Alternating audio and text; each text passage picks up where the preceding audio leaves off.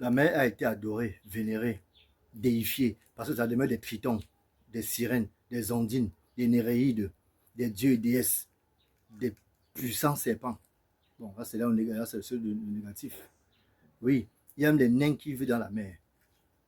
Il y a des grandes divinités qui vivent dans la mer. Ah oui, c'est pourquoi la mer a été vénérée. Les gens ont fait des rites dans la mer. Quand tu as un maître compétent, ta mer à la mer, il fait des rites sur toi. Vous faites des rites dans la mer, vous aurez tellement de choses.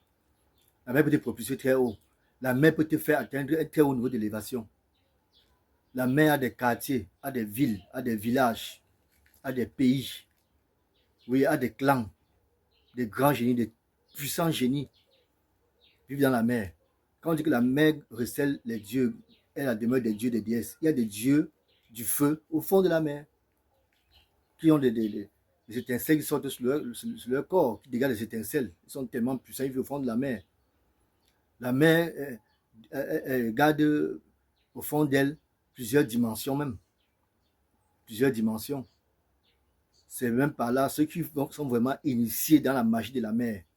Tu ne peux pas venir leur dire qu'il y a un blanc barbu quelque part là qu'on appelle Dieu. Il va te dire ça, c'est des histoires.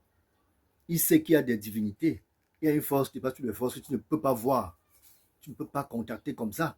Il y a des puissantes entités qui sont là pour nous aider. Donc, quand quelqu'un dit je parle à Dieu directement, comment? Tu sais qu'il est même où? Même pour être initié dans la mer, là, il faut être que.